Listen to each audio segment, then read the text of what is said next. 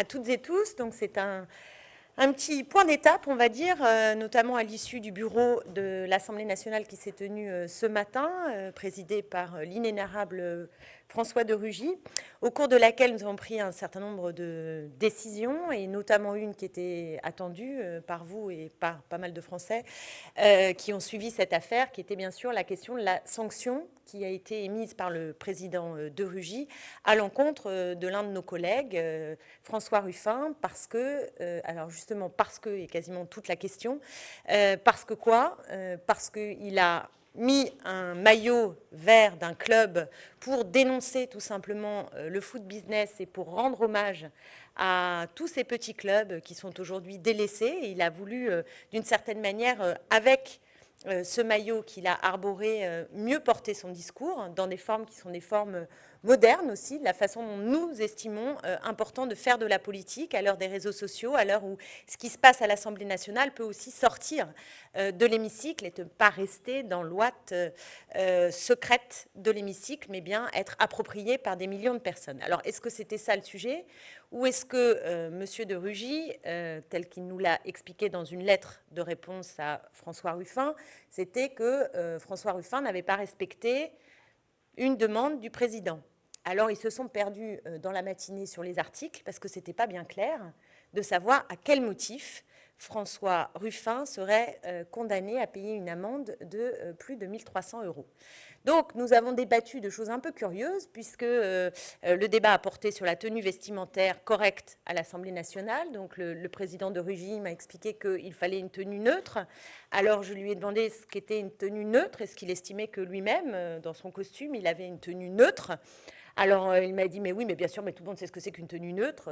Non, une tenue neutre, même un costume avec une cravate, n'est pas une tenue neutre, c'est une tenue qui est socialement, évidemment, marquée. Donc, on a débattu là-dessus, tout en nous expliquant que la sanction était liée au fait que François Ruffin n'avait pas obtempéré la deuxième fois sur le fait de ne pas revenir dans l'hémicycle pour s'expliquer avec son maillot. Bon, donc visiblement, la nature même de la sanction n'est absolument pas claire, et il était facile ce matin de déceler une volonté tout simplement de museler l'opposition que nous formons. Ils étaient nombreux à s'exprimer très agacés par l'audience, y compris. On se demande si François Ruffin n'est pas depuis particulièrement sanctionné parce qu'il y a eu 5,7 millions de vues de sa vidéo, donc visiblement ça dérange. Mais sur le contenu même vestimentaire, ils nous ont dit c'est pas le sujet, et en même temps, ils ont passé la matinée à nous parler de la tenue vestimentaire. Donc juste pour vous dire que c'est totalement mal ficelé, incompréhensible du point de vue de la réglementation. Or, pour que notre Assemblée fonctionne correctement, il faut avoir des règles et il faut que ces règles soient respectées. Si c'est un enjeu vestimentaire, alors je vous le dis, il n'y a pas dans le règlement aujourd'hui de quoi sanctionner François Ruffin. Et d'ailleurs, le président nous a soumis un document qui va peut-être être discuté pour durcir ou préciser en tout cas la tenue vestimentaire qui conviendrait que nous ayons les uns et les autres au sein de l'Assemblée nationale. Et j'ai entendu, mes oreilles ce matin ont un peu... j'ai eu un petit peu du mal parce qu'au nom de la modernisation de l'Assemblée, j'entends des choses particulièrement réactionnaires où certains, autour de la table, trouvaient que c'était quand même incroyable, que maintenant il y avait des députés qui venaient avec des sacs à dos, que des femmes l'été, quand il fait 30 degrés dans l'Assemblée, osaient se mettre bras nus. Enfin bref, on se demande s'il ne faut pas revenir à l'uniforme. Ah oui, non, ça a été un festival, ça a été un absolu festival ce matin.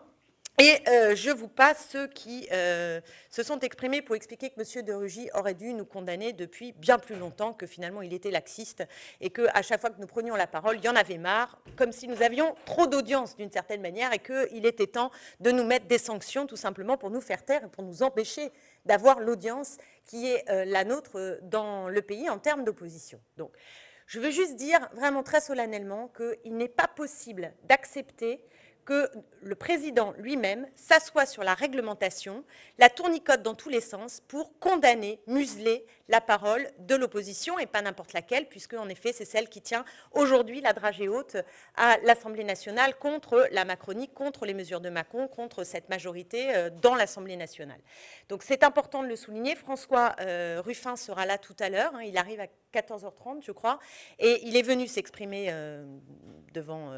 ce qu'il a appelé un conseil de discipline. Ça n'a pas du tout plu à M. de Rugy, mais franchement, ça ressemblait un peu à un conseil de discipline où il faisait expliquer qu'est-ce qu'il avait fait, il repart et ensuite tout le monde discute sans lui de la sanction qui doit être ensuite émise. Donc je disais aussi que sur les bancs du bureau, il y en avait qui étaient, semble-t-il, censés être de gauche et qui ont exprimé cette volonté que nous soyons davantage sanctionnés plus fermement et à chaque fois, comme si décidément nous dérangions dans ces formes-là. Donc moi je suis tout à fait d'accord, et nous sommes tout à fait d'accord, pour ouvrir le débat sur la façon dont les règles peuvent évoluer.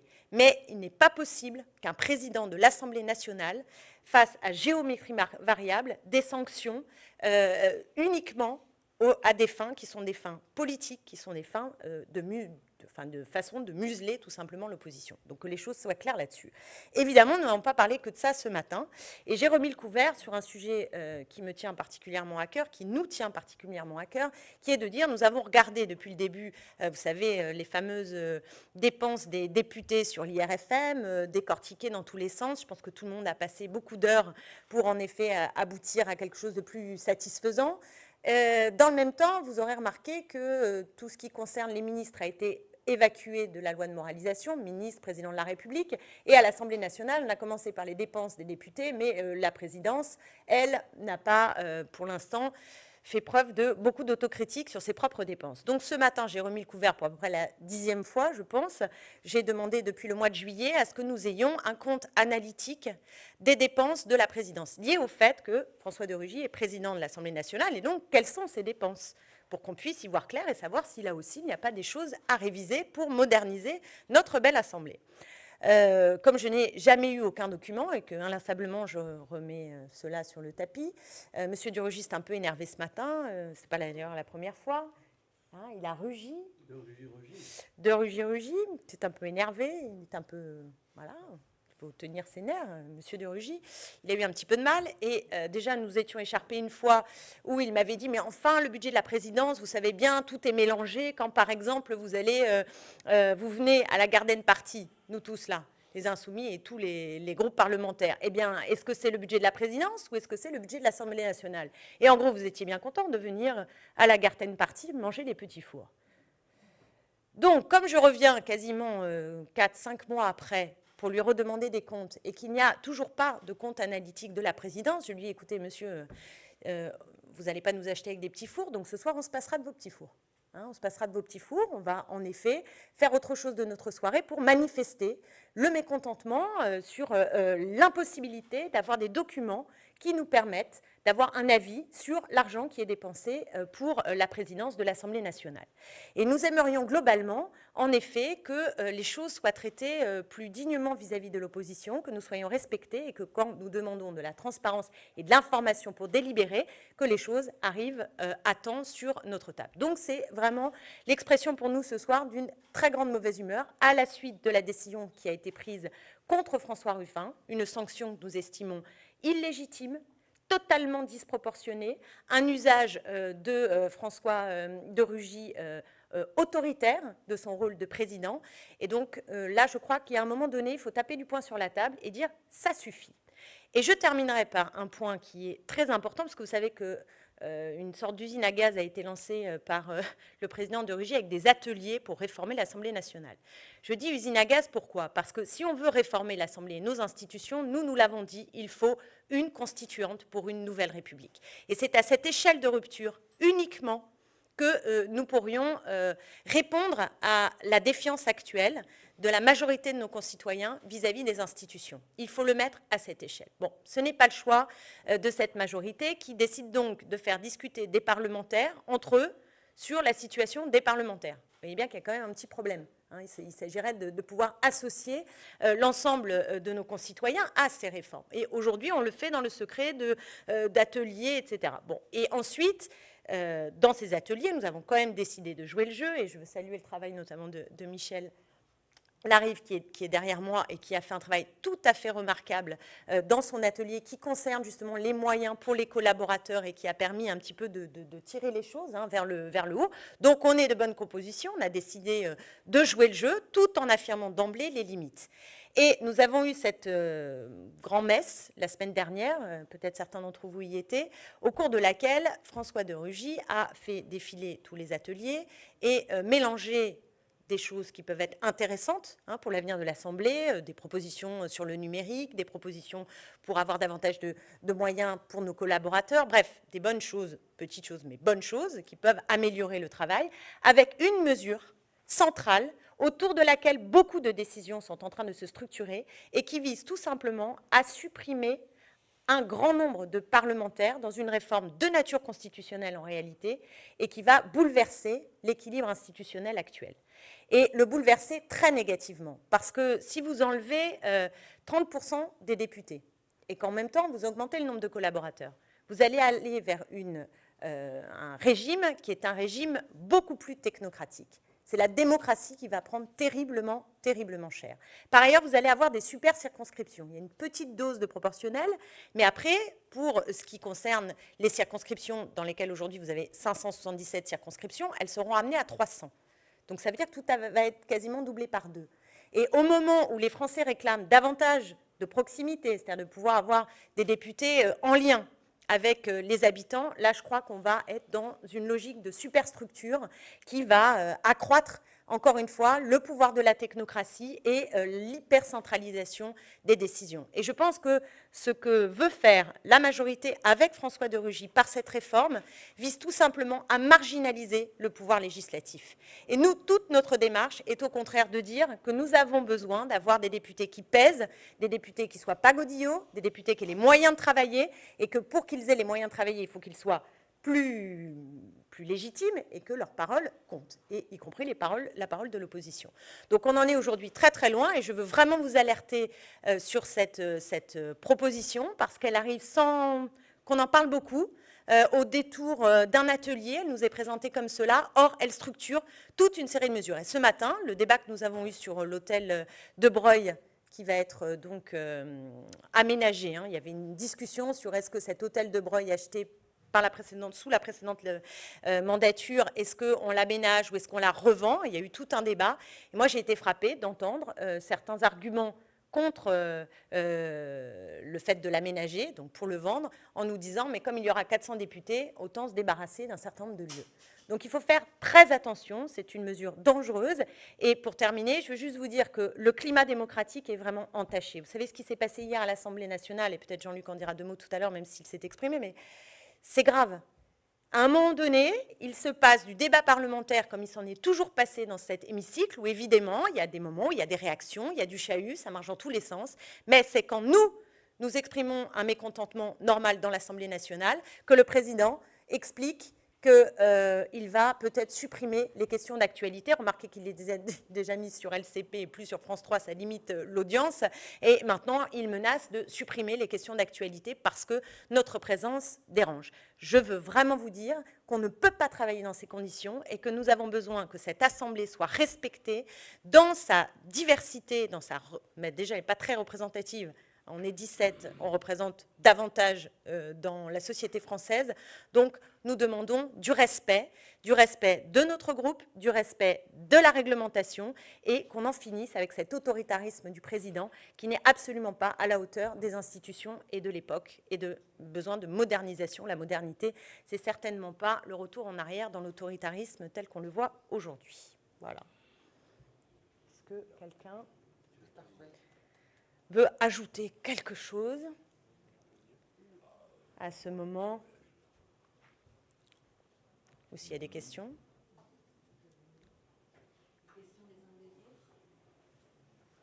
J'aurais aimé avoir votre avis. Bonjour, votre avis sur cette polémique autour d'Édouard Philippe et ce vol Tokyo-Paris. Alors, je ne suis pas spécialiste dans les tarifs des vols dans les avions, je tiens tout de suite à préciser. Mais ce que je constate en tout cas, c'est qu'il y a aujourd'hui une sensibilité très grande à l'égard des dépenses des ministres, des dépenses de ceux qui sont au pouvoir. Et je pense qu'il faut vraiment l'entendre, le symptôme. C'est un symptôme, c'est qu'on a l'impression qu'il y en a en haut qui prennent beaucoup d'argent de façon illégitime et dans le même temps, ils mènent des politiques qui augmentent les APL, qui augmentent le point sur la CSG, qui en gros laminent le quotidien des Français. Et je crois qu'on peut aller de polémique en polémique si on ne prend pas la mesure de cette défiance. On ne va pas y arriver. Et c'est pour ça qu'on est sur cette 6e République et ce besoin de mettre un grand coup, une rupture, qui est une rupture qui doit être une rupture démocratique, mais aussi de partage des richesses et de faire en sorte que l'esprit public retrouve toute sa place parmi celles et ceux qui gouvernent. Or, aujourd'hui, il y a plus qu'un doute, et à raison. Vous avez vu, on a des gouvernements parmi lesquels vous avez des millionnaires, parmi lesquels on a vu encore dans le Canard aujourd'hui, certains ont dirigé des entreprises, ont totalement contourné le droit. Enfin, vous vous rendez compte, le droit du travail, ils s'assoient dessus. Et après, on demande aux Français de se serrer la ceinture. Écoutez, comprenez que les Français n'en puissent plus, ils n'en peuvent plus. N'en peuvent plus, et ils ont raison de ne plus en pouvoir. Donc moi, je ne veux pas forcément commenter telle question. Je n'ai pas d'avis sur le prix que cela. Enfin, à ce jour, je n'ai pas regardé. Ça paraît évidemment onéreux. Et quand on met 350 000 € sur la table pour quelques-uns, évidemment, il y a un effet comme ça de choc. Mais ce qu'il faut entendre vraiment, c'est qu'on a besoin de retrouver de l'esprit public et de la justice sociale. Si vous n'avez pas de justice sociale, il n'y a pas de République debout. Tant qu'il y a des inégalités territoriales, tant qu'il y a des inégalités sociales aussi criantes et qui se creusent, rapport après rapport, alors vous allez voir que la défiance va être très grande et que tout sera suspect de ce point de vue-là. Sur cette question de l'exemplarité, c'est pour paraphraser Coluche. Ouais, viens dans le micro. Juste 2 mots, parce que ça me vient, c'est un peu le sujet du jour, c'est sur l'exemplarité. Ils nous vendent de l'exemplarité, et pour paraphraser Coluche, donc ils n'ont pas un échantillon sur eux. Donc, comme le disait Clémentine, l'affaire Pénicaud, 600 et quelques 671 infractions au code du travail, exemplarité, c'est où? Voilà. Donc, et chaque sujet qu'on creuse, Édouard Philippe, c'est pareil, de l'exemplarité, ils nous le vendent, mais ils n'ont pas un échantillon à nous proposer.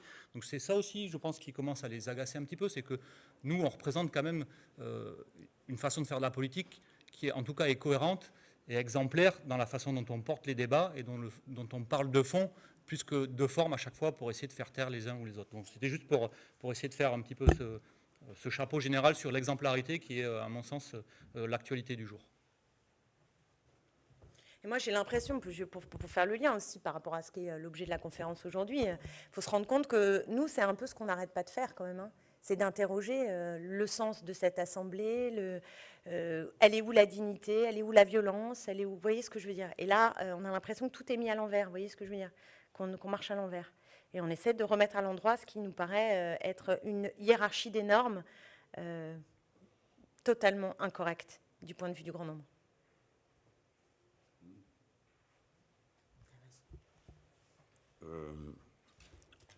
Un mot sur le climat que Clémentine Autain vient d'essayer de décrire. On assiste à un effet de la théorie du ruissellement appliquée à l'autorité. Mais ça descend du château, avec la désinvolture et l'allure monarchique que dorénavant tout le monde a pu observer, et ça descend d'étage en étage jusqu'à celui de M. de Rugy, où les choses là virent à l'aigre. Cet homme confond la mission qui lui a été confiée, on dit premier parmi les siens. Présider une assemblée, c'est être premier parmi les siens. Il n'a pas été élu papa de l'assemblée, ni directeur de l'école, et il n'a aucune autorité ni responsabilité devant nous, autre que celle qui est liée à sa fonction. Et c'est très intéressant de voir comment tous ces gens se figurent que dès lors qu'ils exercent une charge, tout leur est dû et que tout est possible. Par exemple, ils partent en avion, c'est organisé en dépit du bon sens, et le même avion est censé servir 2 fois, si bien que ça donne l'épisode calédonien. Je pense qu'ils ne se sont même pas posé la question de savoir au départ comment ils régleraient leur trajet. Mais hier et aujourd'hui, comme l'a expliqué Clémentine, on a vu quelque chose de très fort. Hier, vous avez un monsieur de Rugy qui, tout d'un coup, dit « Si vous continuez comme ça à faire du bruit, eh bien, il n'y aura plus de questions d'actualité. » Mais pour qui il se prend? C'est l'article 48.6 de la Constitution. Ce n'est pas monsieur de Rugy rentre dans la salle et décide que la Constitution est changée. On voit là comment la crise d'autorité, espèce de sorte de crise de nerfs, hein, qu'il pique devant quelque chose qui semble lui résister, l'amène à des comportements lamentables. Hein, on va peser nos mots. Enfin, c'est le président de l'Assemblée nationale. Une Assemblée nationale, on ne décide pas qu'on va cesser, parce qu'il y a du bruit, d'interroger le gouvernement. C'est ça quand même qu'il a dit hier. Alors c'est bien sûr en dehors de ses moyens. Et puis sur l'affaire Ruffin, qui naturellement est totalement anecdotique, mais tellement significative, qu'est-ce que ça veut dire? On le rappelle, vous vous rappelez cette nuit où il n'y avait pas moyen de l'avoir pour reprendre les travaux, hein, au début, voilà, si, il est revenu. Il revient et puis tout seul, comme ça, il décide qu'il y a une amende. Mais non, ça non plus, ça n'est pas dans ses attributions, c'est la police des débats dans ses attributions. Et la police des débats, ça ne contient pas le pouvoir de balancer des amendes sur des gens sans discussion et sans appel. Donc on voit de la part de M. de Rugy, on est dans une phase d'autoritarisme de quelqu'un qui ne contrôle pas la situation et n'arrive pas à la contrôler. Mais le plus grave de tout, c'est ce qu'a pointé Clémentine Autain. Alors, il y a eu des discussions sur différents sujets qui sont nécessaires pour l'organisation de la vie de l'Assemblée, soit, mais essayer de faire passer par le même canal, c'est-à-dire comment on dispose de son carnet de chèques pour l'IRFM, et de faire passer au passage une réduction du nombre des députés. Pourquoi il fait ça? Pour faire du zèle, pour que devant son seigneur et maître, il puisse revenir en disant, ben regardez, j'ai obtenu que les députés eux-mêmes décident de réduire le nombre de leurs sièges. Mais ça change la nature des institutions. Voilà une deuxième fois, M. de Rugy pense que sur un coin de table, il va pouvoir changer les institutions du pays. Car pourquoi veut-on réduire le nombre de parlementaires? Peut-on nous l'expliquer? A-t-on une raison à nous donner? On va l'écouter, cette raison, avec beaucoup d'intérêt. Il paraît que c'est pour accélérer les procédures aussi. Eh bien, parfait. Si vous voulez les accélérer, eh bien, il y a bien d'autres changements qui sont possibles, comme par exemple le rôle que joue le Sénat dans les navettes parlementaires. Enfin bref, tout ça pour vous dire que ce ne sont pas des questions qui se règlent comme ça, entre bons copains, autour d'une table, où on décide qu'on supprime ceci ou qu'on supprime cela. Il n'est pas question que nous acceptions, d'une manière ou d'une autre, de continuer à participer à une mascarade de cette nature.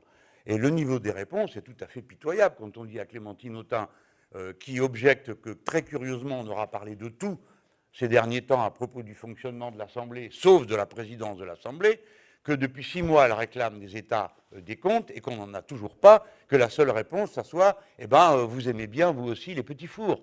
Eh bien, très bien, elle les mangera tout seul, parce qu'on n'achètera pas la France insoumise avec des petits fours. Voilà, ça va, nous avons à manger à la maison, on n'a pas besoin. Et cette attitude, vous voyez, on essaye de vous montrer que c'est un côté quasi monarchique. Alors celui-là se prend aussi pour un petit roi, hein.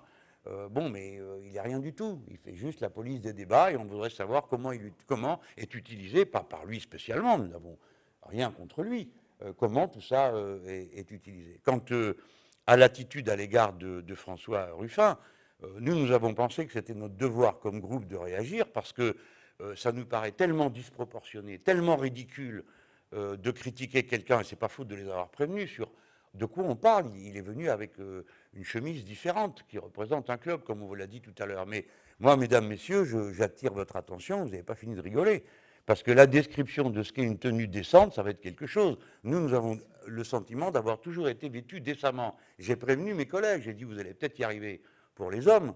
Quand vous allez commencer à nous dire qu'on doit mettre des chaussettes et des cravates, peut-être que vous arriverez à nous l'imposer. Mais quand vous arrivez à la description de ce qu'est une tenue décente pour une femme, attendez-vous à ce que ce ne soit pas qu'un problème vestimentaire. Ça va vite devenir autre chose, par la force des choses. Mais ça n'est même pas arrivé à percer le blindage de leur épais machisme que de se rendre compte que de définir la tenue des gens, c'est une manière, après tout, comme une manière assez violente de définir ce qu'est la décence. Donc là, on est en plein dérapage de la présidence de Rugy, dans l'autoritarisme, dans les abus de pouvoir, et surtout une attitude très agressive à l'égard de ses collègues, qui n'est pas admissible. On ne l'a pas élu roi de l'Assemblée. Il est élu président de cette Assemblée. C'est déjà bien beau qu'on se soit habitué à l'idée. Peut-être François va dire un mot qui me soufflait une idée que même dans le nouveau processus... Non, souffle l'idée. Non, mais parce que même dans la nouvelle réglementation éventuelle pour préciser les choses, pour défendre les abeilles, je devrais pouvoir venir emmailler à l'abeille sans être abroué. Donc tu peux... Non, sans rire. Ça devrait rentrer dans la case. C'est vous dire. Bon, non, moi je viens juste parce que je veux dire que je ne suis pas abattu et qu'il y a pire dans le pays. Que voilà, donc je considère ça comme étant une injustice à mon endroit et une injustice à l'égard de tous les gens qui se sont reconnus temporairement dans le maillot de cour. Maintenant, je veux dire, la vie continue de tourner et malheureusement, Des gens qui se font sanctionner alors que c'est injuste, il y en a plein dans plein de boîtes. Donc moi, je conteste la sanction qui m'est adressée, mais on est debout et il n'y a pas de problème de ce côté-là. Et bon, moi, j'ai cru que j'allais émouvoir le président de Rungis ce matin, j'ai cru que j'allais émouvoir le bureau de l'Assemblée. Je dois constater un échec. Bon, c'est tout, c'est la vie. Et on continue à aller de l'avant. Voilà, c'est tout ce que j'avais pour ma part à dire sur cette histoire-là. Et à la fin, comme tu as dit, c'est nous qu'on va gagner. Messieurs, dames, allez voir.